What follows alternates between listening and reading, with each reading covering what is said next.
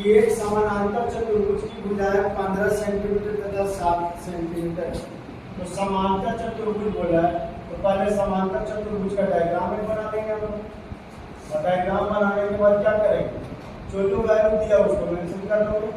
तो A B C और D कैसा है जी, तो समानांतर चतुर्भुज। क्या है, समानांतर चतुर्भुज। और समानांतर चतुर्भुज में भुजाओं का वैल्यू दे रखा है कितना, तो 15, 7 और एक विकर्ण की लंबाई तो कितना है 20। तो ये 20 होगी, यानी ये 7, ये 15 और ये 20 है। ये भुजा की लंबाई कितना कितना जी, तो 7, 15 और 20। अब आपसे पूछा है कि जब इतना गिवन होने के बाद इसका क्षेत्रफल होता है, इस चतुर्भुज का क्या बताओ जी, क्षेत्रफल बताओ। इतना वैल्यू आपके क्वेश्चन में दे रखा है। और अभी हम लोग ने सीखा था कि इसका एरिया निकालना है ना, तो हम लोग जीरो फॉर्मूला से इसका एरिया निकालेंगे और इसको क्या करेंगे 2 से गुना। क्यों करेंगे 2 से गुना, क्योंकि हम जानते हैं कि समांतर चतुर्भुज में आमने सामने की भुजा क्या होती है, बराबर। आमने सामने की भुजा क्या होती है जी, बराबर।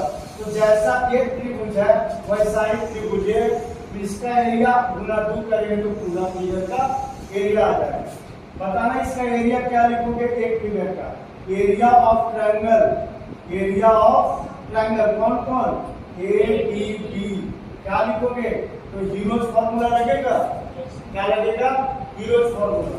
और हीरोज फॉर्मूला क्या बताता है, एस इंटू एस माइनस का 15, एस माइनस का 7 और एस माइनस का 20। लेकिन अब एस क्या है जी, तो एस है हाफ पेरीमीटर। तो पेरीमीटर क्या होगा जी, तो 15 और 7 22 और 20 42 बटा में 2। तो एस का वैल्यू कितना 21। तो एरिया बराबर क्या लिखोगे, अंडर रूट 21 गुना में 21 माइनस 15 कितना 6, 21 14। ठीक है, 5 माइनस सॉरी एस माइनस 20, तो 21 माइनस 20 कितना 1।